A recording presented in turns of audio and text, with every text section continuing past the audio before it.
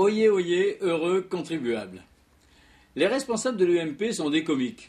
Enfin, pas tous, mais il paraîtrait que certains de ces guignols commenceraient à se demander si Nicolas Sarkozy ne les prendrait pas pour des cons. C'est vrai qu'entre la suppression de la taxe professionnelle, la future nomination de son fils Jean et le petit spermatozoïde à peine débarrassé de son flagelle à la tête de l'établissement public d'aménagement de la Défense, et quelques autres sodomies à côté desquelles celles de Frédéric Mitterrand en Thaïlande font figure d'enculage de mouche, on pourrait se le demander. Mais bon, les gars, il faudrait arrêter de coller toutes les saloperies du monde sur le dos des seuls rois, des dictateurs et même des enfoirés élus à la tête des États qui saignent le populo. Certes, ces gens-là sont des nuisibles, mais on oublie un peu trop qu'ils ne seraient rien tout seuls. Pardon de me citer, mais je l'ai déjà dit dans une chanson, vous n'avez qu'à écouter. Le Veldiv, les déportations, on colle tout ça sur le dos de Pétain. Comme aujourd'hui des expulsions sur le ministère de l'Immigration, mais sans des flics pour faire maton, il n'y aurait pas de centre de rétention. Voilà. Bien sûr, notre bonsaï de la République est complexé, on le sait, bon, c'est un kéké, il est capricieux, bling bling, il est susceptible, il est prêt à tout pour gaver ses potes et sa famille.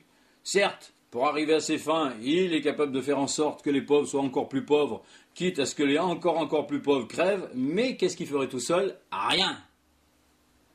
Sans tous les blaireaux qui lui lèchent le cul, sans tous ses ministres, ses députés, ses flics et autres employés serviles, prêts à lui passer tous ses caprices en remuant de la queue, et qu'il contente avec un sucre, sans tous ces imbéciles de miséreux qui ont, et qui vont encore, ces cons-là, voter pour lui, histoire de se faire saigner un peu plus, jusqu'au jour où il va leur ôter le droit de vote, sans tout ce trou du cul d'extrême droite qu'il a réussi à rallier en leur montrant ses qualités de chasseur de métèques, c'est pas avec ses 20 kilos tout mouillés, ses cannes de serin et ses biscottos en allumettes qui feraient du mal à une mouche, le pauvre.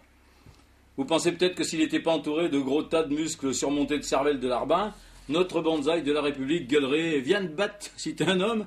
avec la même assurance? Tu parles. Et là, il ferait comme un teckel derrière son canapé où il se barrerait la queue entre les jambes.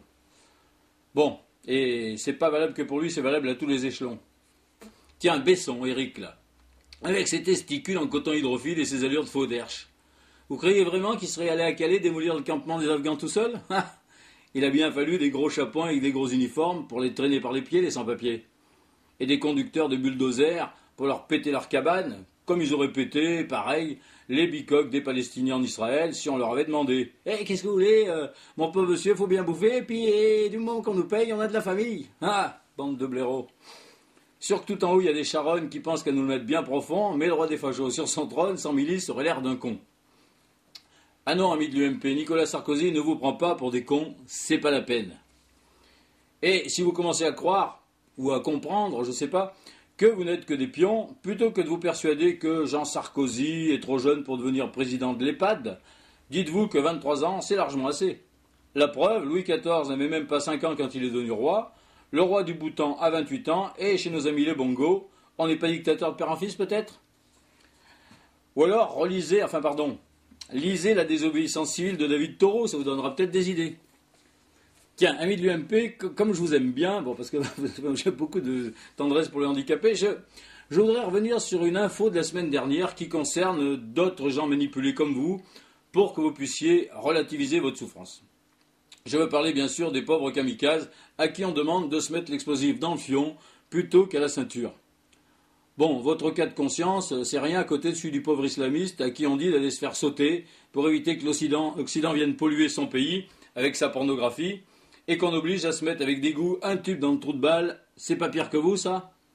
C'est même encore pire qu'Olivier Besancenot, qui remplit tous les jours des boîtes aux lettres de pubs pour les supermarchés, afin de pouvoir continuer à lutter contre le capitalisme. En plus, tout comme Jean Sarkozy n'est sans doute pas aussi compétent qu'un adulte, vu qu'il est en train de redoubler sa 2e année de droit, que ça a l'air d'être un cancre, enfin bon, un nul, quoi, bon. De mettre de la dynamite en interne, c'est beaucoup moins efficace qu'à la ceinture.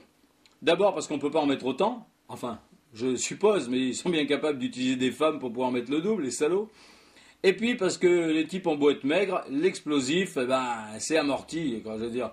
Je dis pas que de prendre un foie, un poumon ou un sein en pleine gueule, même lancé à vive allure, ça fait plus de mal qu'une claque dans la gueule, mais enfin, ça vaut pas grand-chose, ça vaut pas un paquet de clous à mon avis.